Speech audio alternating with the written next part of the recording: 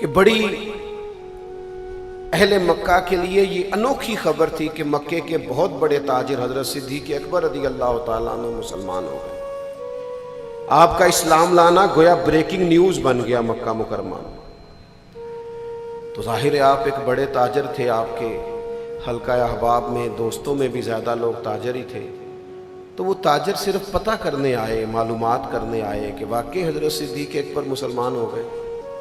اور تاجر کون؟ بڑے بڑے سمجھدار لوگ، یعنی حضرت عبد الرحمن ابن عوف، حضرت عثمان غنی، حضرت سعید بن زید، بڑے بڑے تاجر معلومات کرنے کے لیے آئے کہ پتہ کرنا ہے کہ واقعی حضرت صدیق اکبر مسلمان ہو گئے۔ تو یہ جب حضرت صدیق اکبر کے پاس آئے، آ کے پوچھا کہ خبر پھیل رہی ہے، گلیوں اور چوکوں میں لوگ ایک دوسرے کو بتا رہے ہیں کہ ابو بکر صدیق تو آباء و اجداد کا دین چھوڑ کے دامن محمد سے وابستہ ہو گئے صلی اللہ تعالی علیہ وسلم۔ محمد کی غلامی سند ہے آزاد ہونے کی، خدا کے دامن توحید میں آباد ہونے کی۔ تو سنا ہے آپ حضور کے غلام ہو گئے۔ تو اب اس کے بڑے مختصر سے ہاں نہ میں جواب تھا، یا ہاں کر دیتے یا نہ کر دیتے، لیکن حضرت صدیق اکبر فرمانے لگے یہ کوئی ایسے جلدی میں بتانے والا مسئلہ تو نہیں نا، ذرا بیٹھ جاؤ۔ وہ بیٹھے، پھر آپ نے اس خوبصورتی سے نبی پاک کے اخلاق کا ذکر کیا، پھر اس والہانہ انداز میں حضور کے دین کی خوبیاں بیان کی، پھر اس محبت بھرے انداز میں نبی کریم صلی اللہ تعالی علیہ وآلہ وسلم کے اخلاق عالیہ، کردار، فضائل، خصائل، شمائل کا بیان فرمایا کہ وہ آئے تو صرف پتہ کرنے تھے نا کہ آپ مسلمان تو نہیں ہو گئے، یا ہوئے ہیں تو بتا دیں، وہ تو صرف معلومات کرنے آئے۔ لیکن حضرت صدیق اکبر نے کمال حکمت سے دین بیان کیا کہ وہ جو معلومات کرنے آئے تھے نا، کہنے لگے ہمیں بھی لے جائیں، ہم نے بھی مدینے والے کا کلمہ پڑھنا۔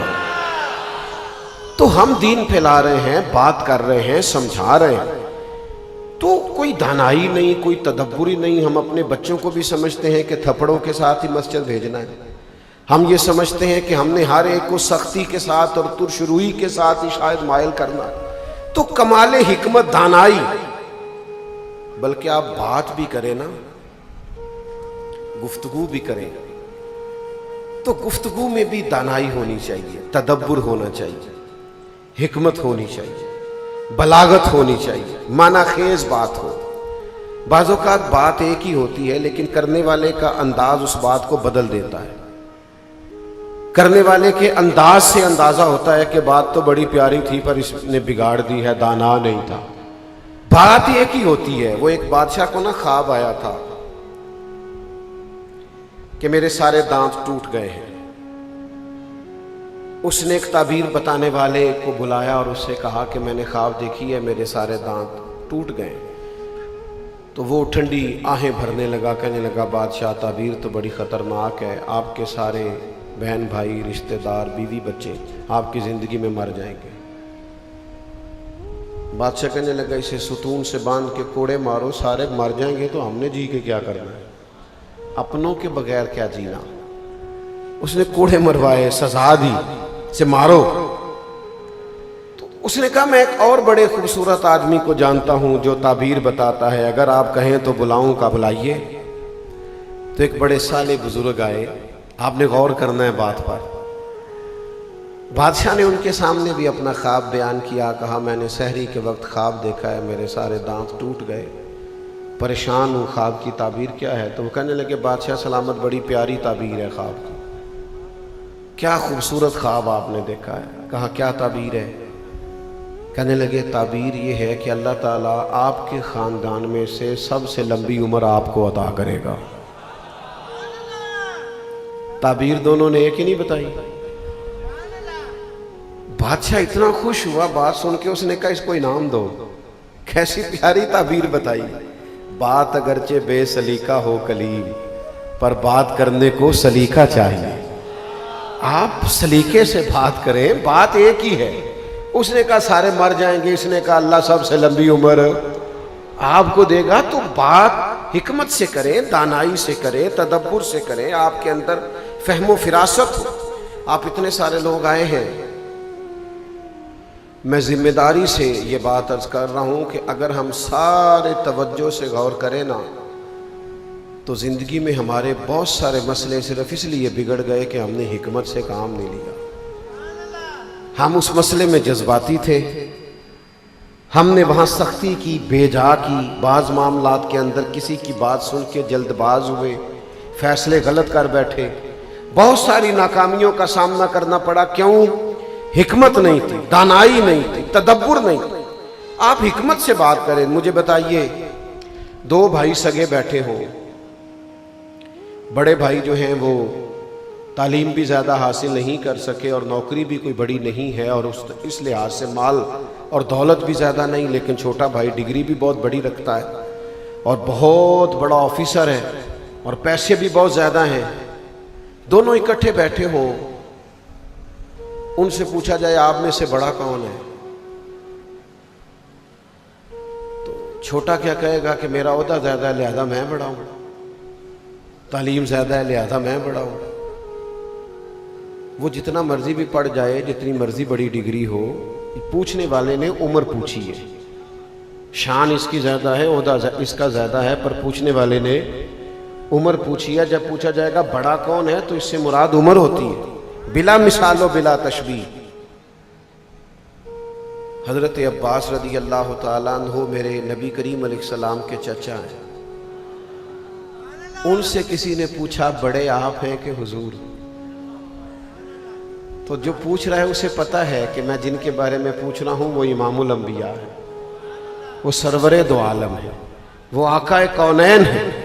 پتہ ہے، وہ عہدہ منصب جانتا ہے. پوچھنے والا بھی عمر ہی پوچھ رہا تھا، لیکن یہ جواب دینے والے کی حکمت پہ قربان جاؤں. حضرت عباس رضی اللہ تعالیٰ عنہ سے پوچھا آپ بڑے ہیں کہ حضور؟ فرمانے لگے نہیں، بڑے تو حضور ہی ہیں، پیدا پہلے میں ہوا تھا. وہی بڑے ہیں لیکن میں پہلے پیدا ہوا تھا. میرے عزیز، آپ نے سمجھنا ہے، یاد رکھنا، غور کرنا ہے. بعض اوقات آپ کو جواب دینے میں، بات کرنے میں، گفتگو کرنے میں بڑی گہری حکمت کی ضرورت ہے. رزق بھی حلال آ رہا ہے اور باپ بھی نمازی ہے اور گھر کا ماحول کئی نسلوں سے عبادت گزاروں کا ہے، پھر بھی ایک بچہ بگڑ گیا. والد نے ساری عمر لگائی ہے، اچھے طریقے سے پرورش کی ہے، لیکن ایک بچہ بگڑ گیا. اب کیا جگہ جگہ رونا رونا ہے اس کے خلاف، ہر رشتہ دار کو بتاتے پھرنا ہے؟ کیا اس بچے پر اتنی سختی کرنی ہے کہ وہ گھر ہی چھوڑ جائے؟ حکمت سے، دانائی سے، تدبر سے چیزوں کو لیں. ہم پتہ کیا کرتے ہیں؟ ہم سب کے سامنے کہتے ہیں یہ بچہ، باقی تو ٹھیک تھے، یہ بچہ بڑا خراب ہے، یہ بڑا ضدی ہے، باقی بہن بھائی تو ایسے. وہ پتہ کیا سمجھتا ہے کہ میں باقیوں سے الگ ہوں، باقی سب ٹھیک ہے، میں خراب ہوں. وہ آہستہ آہستہ اپنے بہن بھائیوں سے بھی قلبی طور پر دور ہو جاتا ہے. ماں باپ کو جب دیکھتا ہے کہ دوسروں پر شفقت کر رہے ہیں، مجھ پر تلخی کر رہے ہیں، تو والدین سے بھی اس کے دل میں شیطان وسوسے پیدا کرنے لگتا ہے. کرنے کا کام یہ ہے کہ اگر کوئی بگڑ گیا ہے، اگر کسی بچے کی طبیعت میں ہٹ دھرمی یا ضد آ گئی ہے تو وہ بچہ ہے، بچہ. ہم بڑے، ہمارا دعویٰ ہے کہ ہم اس کے بزرگ ہیں، ہمارا دعویٰ ہے کہ ہم اس کے والدین ہیں، استاد ہیں. ہمارا کام ہے نہایت حکمت سے، نہایت دانائی سے، اسے پتہ بھی نہ چلے اور اس کی تربیت ہو جائے. اس کے بغیر سارا گھر بیٹھے اکیلے، اس کے علاوہ سارے مشورہ کریں کہ ہم نے کس طرح اسے محبت دینی ہے، کس طرح اسے قائل کرنا، کس طرح سب نے باری باری اسے سمجھانا ہے. کچھ حکمتیں ایسی ہوتی ہیں جو وقتی طور پر بڑی ضروری ہیں. آج تو کسی کو اجازت نہیں ایک سجدے کی بھی کسی کو گنجائش دے سکے، لیکن مسند امام احمد بن حنبل میں حدیث ہے، ایک شخص نے آ کے عرض کیا تھا، یا رسول اللہ صلی اللہ علیہ وسلم، اے کائنات کے کریم نبی، میں 2 نمازیں پڑھوں گا، اگر آپ اجازت دیں تو میں کلمہ پڑھ لوں. میں 5 پوری نہیں پڑھ سکتا، 2 پڑھوں گا. مجھ سے ناراض نہ ہونا، ہم نے زیادہ سختی کی ہے جوانوں پہ. میری ملت کے جوان نے اگر داڑھی نہیں بھی رکھی، یہ غلطی اس نے کی بھی ہے، اور اگر وقتی طور پر وہ آپ کو پورا سنت کے لباس میں نظر نہیں بھی آتا، تو میرے گناہگار کی بات پہ یقین کرنا، ان کے دلوں میں پھر بھی حضور کی بڑی محبت ہے۔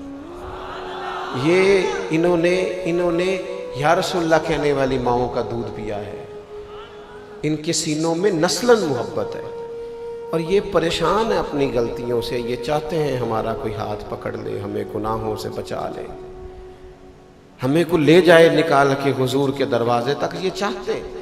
پر ایسا حکیم، ایسا دانا، ایسا مدبر ملے تو تب نہ۔ اگر کوئی شعیب آئے میسر، شبانی سے کلیمی 2 قدم ہے، میرے عزیز اس نے عرض کی حضور میں 2 نمازیں پڑھوں گا، آپ اجازت دیتے ہیں تو کلمہ پڑھوں؟ تو میرے کریم نے فرمایا تو 2 ہی پڑھ لینا، مسلمان ہو صحیح، تو آ جا۔ حضور شارح ہے، میں نے کہا آج نہیں کوئی یہ اجازت دے سکتا۔ شارحین حدیث نے لکھا ہے اس نے 2 نمازوں کی شرط پہ کلمہ پڑھا تھا، بعد میں تہجد بھی پڑھا کرتا تھا۔ تو آئے گا تو پھر بنے گا نا، قریب بیٹھے گا تو بات بنے گی نا۔ دوستو، صاحبو، عزیزو، اپنے گھر نہ بگاڑو، اپنے حالات نہ بگاڑو۔ لو سنو، گھر سنوارنے کے لیے میرے نبی کا ایک فرمان یاد کر کے گھر لے جاؤ۔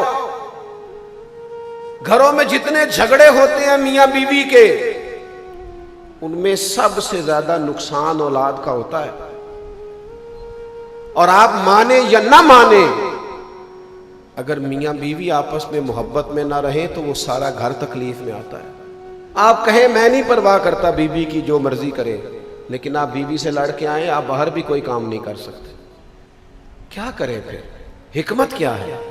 حکمت یہ ہے کہ آپ کو اللہ تعالیٰ نے قوامیت عطا کی ہے، الرجال قوامون علی النساء، آپ افسر ہیں عورت پر، آپ کو زیادہ شعور اور عقل دیا گیا، آپ کو زیادہ سمجھداری کا مظاہرہ کرنا ہے۔ عورت بیچاری تو ٹیڑھی لکڑی ہے، ٹوٹ جائے گی سیدھا کرنا چاہو، آپ کو بڑی دانائی سے، بڑی ہی محبت سے، بڑی حکمت سے۔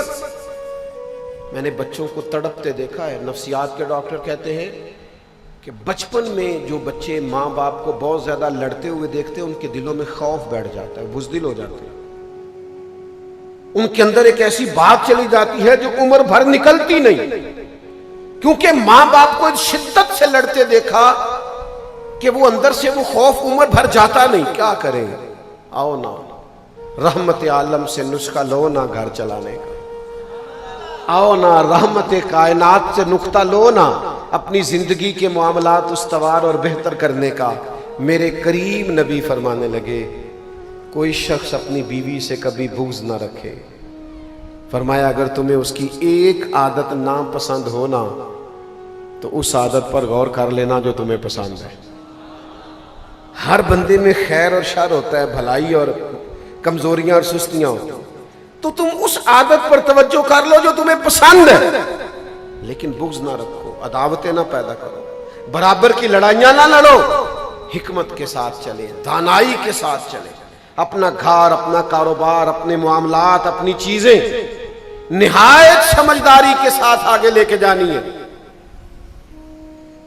کچھ لوگوں کو نا غصہ بڑا آتا ہے،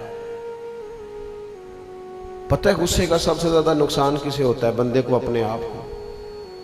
آپ غصے میں کئی دفعہ اماں جی اور ابا جی کو ایسی بات کہہ بیٹھتے ہیں، آپ ایسے ہوتے نہیں، ہم ایسے ہوتے نہیں، وہ اس بات کا پچھتاوا پھر عمر بھر نہیں جاتا کہ یار میں، بندہ اللہ کے سامنے بھی روتا ہے، ماں باپ سے بھی معافی مانگتا ہے، میں نے دیکھا ہے، آ کے پوچھتے ہیں کہ حضرت جی میں چاہتا نہیں تھا، میرے لیے تو میرے ماں باپ قبلے کا درجہ رکھتے تھے، پر پتہ نہیں کیا ہوا، غصے میں بات نکل گئی، آؤ میرے نبی سے نسخہ لو۔ میرے کریم نے فرمایا پہلوان وہ نہیں ہوتا جو کشتی میں، اکھاڑے میں پہلوان کو بچھاڑ دے، گرا دے، بلکہ فرمایا پہلوان تو وہ ہوتا ہے کہ جو غصے کے وقت اپنے آپ کو کنٹرول کرے، جو اپنے آپ پر کنٹرول رکھے، جسے پتا ہو کہ میں نے غصہ نہیں کرنا۔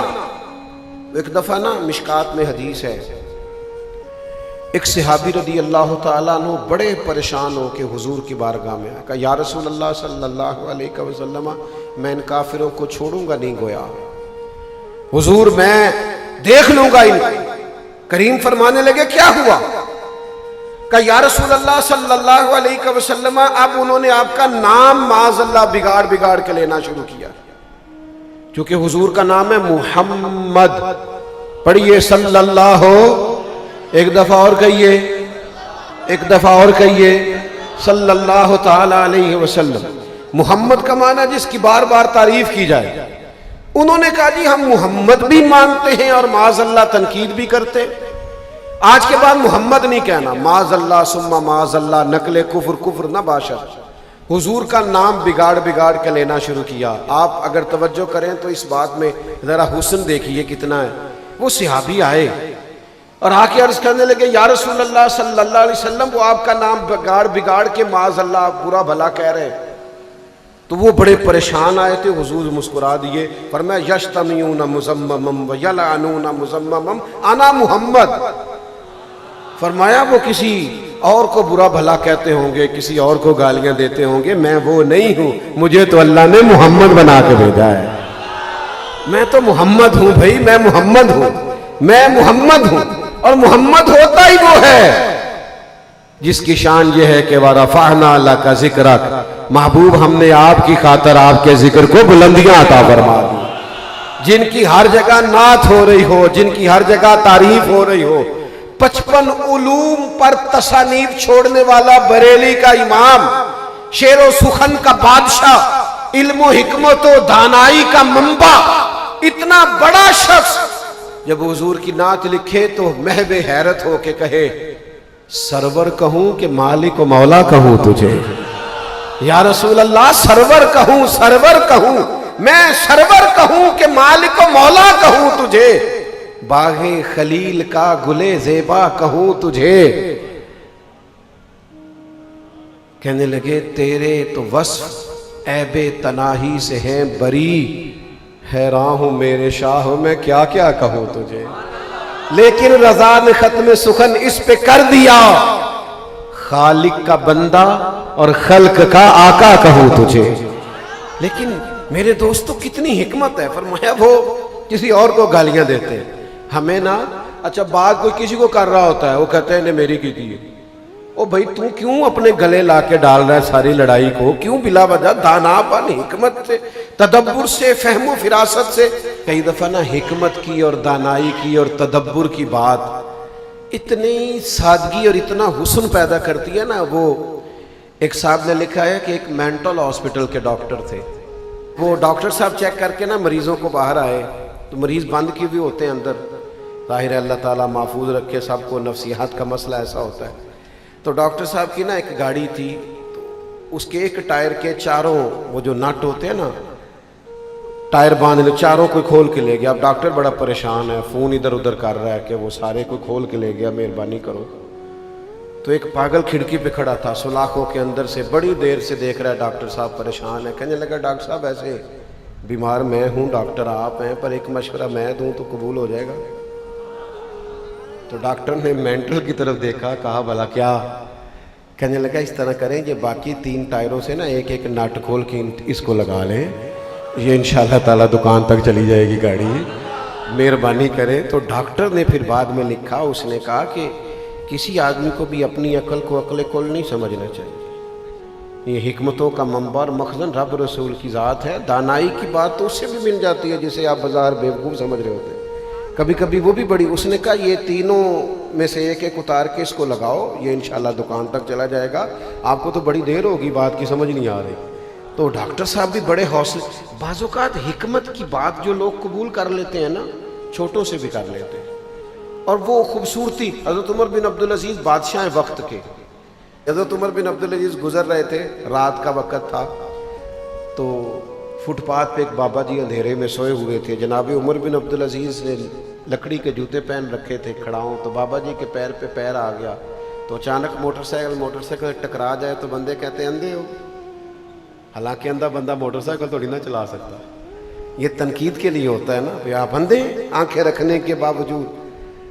تو موٹر سائیکل ٹکرا جائے تو یہ بولتے ہیں، تو سیم جملہ وہ بابا جی کے پیر پہ پیر آیا تو بابا جی حضرت عمر بن عبدالعزیز سے کہنے لگے اندھے ہیں آپ؟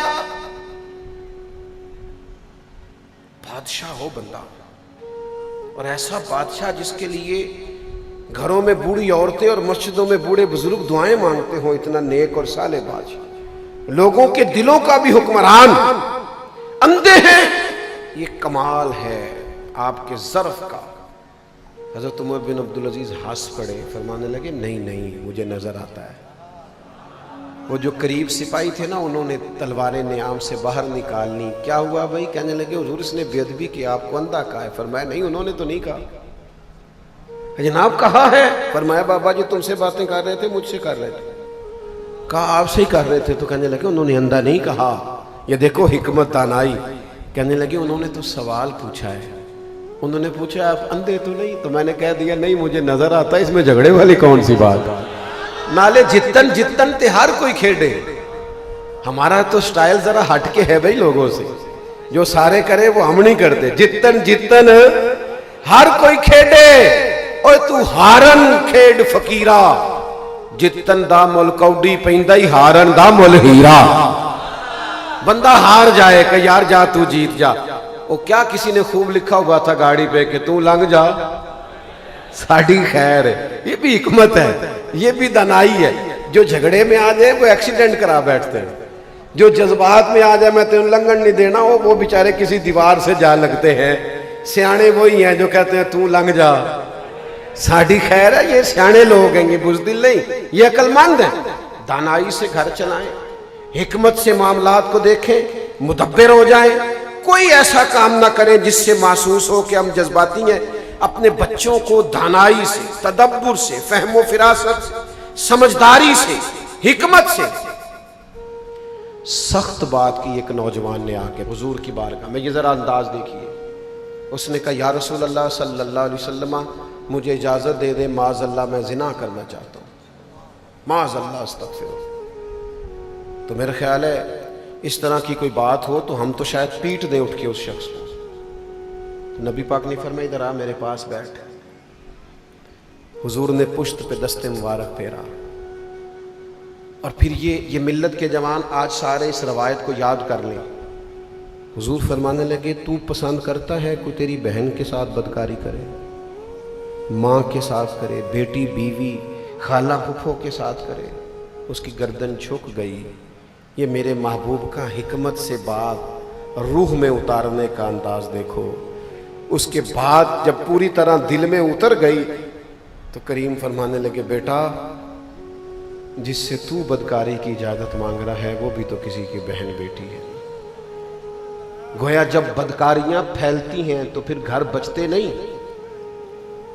جب گناہ سوسائٹی میں پھیل جائیں، جب لوگوں کو گندی اور میلی نظریں ڈالنے کی عادت پڑ جائے، پھر یہ نہیں ہوتا کہ اس کا گھر جل گیا اور اس کا گھر بچ گیا، پھر سارے کے سارے گھر جلا کرتے۔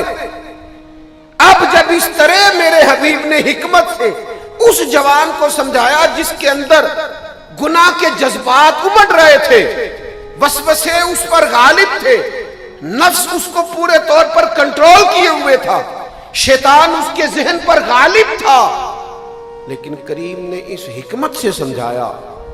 عرض کرنے لگا حضور آج کے بعد اس چیز کا تصور بھی نہیں کروں، تصور بھی نہیں۔ کیوں؟ کہ جب آپ حکمت سے چیزوں کو سمجھاتے ہیں نا، حکمت سے، دانائی سے، تدبر سے، پھر چیزیں بہتر ہو جاتی ہیں۔ لیکن میں کیا کروں، ہماری طبیعتوں کی سختی، ہمارے لہجے کی تلخی، ہمارے رویوں کی شدت، ہم نہ بیمار باپ کی بات کا بھی غصہ کرنے لگ گئے، ہم ہاسپٹل میں پڑی ماں کی بات کا بھی غصہ کرنے لگ گئے۔ تھوڑی سی حکمت، ابا جی بڑے بیمار رہتے ہیں، اب ناراض رہتے ہیں، اماں بڑی بیمار رہتے ہیں۔ ایک نسخہ بتاؤں، یاروں کو فون کرتے ہو نا کہ آج انتظار کرنا روٹی باہر کھائیں گے، کبھی ہفتے میں ایک دن ابا جی کو بھی فون کرو، ابا جی آج آپ نے نا میرے بغیر کھانا نہیں کھانا، ایک صرف ایک ہفتے میں ایک ٹائم کا کھانا۔ میں ذمہ داری سے کہتا ہوں ابا جی کو اس دن کم گولیاں کھانی پڑیں گی، ان کی صحت ٹھیک ہو جائے گی۔ جب بازار کبھی جانا ہو کپڑے لینے تو والد صاحب سے کہو، یاروں کے ساتھ جاتے ہو، ابا جی آؤ نا میرے ساتھ۔ آپ ساری زندگی باپ نے اپنی کمائی کا کرتا پہنا ہے، آپ ایک خرید کے تو دو۔ سارے محلے کو سویرے آپ کے والد بتائیں گے میرا پتر بڑا چنگا ہے۔ مینو نا وہ میں کبھی رات کو دیر سے آتا تھا نا جلسے سے، محفل سے لوٹتا تھا تو والدہ بیمار رہتی تھی تو میں کہتا تھا اماں جی انہاں لے آؤ میں تھوڑیاں ذرا پنیاں دبا دیاں، تو وہ کہتے تھی پتر تو تھکا آیا ہے، میں کدوں آلوایا کوئی، جا سو جا جا کے۔ لیکن صبح وہ سارے محلے کی عورتوں کو کہتی تھی میرا منڈا بڑا چنگا ہے، مینوں کٹ کے سوندا ہے، حالانکہ 2 منٹ یا 4 منٹ زیادہ سے وہ خود ہی کہتے تو جا۔ اتنا بھی وقت نہیں والدہ کو دینے کے لیے، اتنا بھی۔ آپ کے گھر میں جب کوئی بوڑھا ہو جائے تو اسے حکمت سے ڈیل کرنا ہے، پیار سے ڈیل کرنا ہے۔ وہ تلخی کرے تو سر آگے کر دیں کہ ابا جی آپ جوتے مارے، آپ والد جو ہوئے آپ کا حق بنتا ہے۔ یاد رکھو جس کا باپ راضی ہو اللہ اسی کا راضی ہوتا ہے، جس کی ماں راضی ہو رکاوٹیں اسی کی دور ہوتی ہیں۔ بزرگوں کو بھی حکمت سے چلاؤ، بچوں کو بھی حکمت سے چلاؤ، گھر والوں کو بھی حکمت سے چلاؤ، دوستوں کے بیچ بھی حکمت سے رہو۔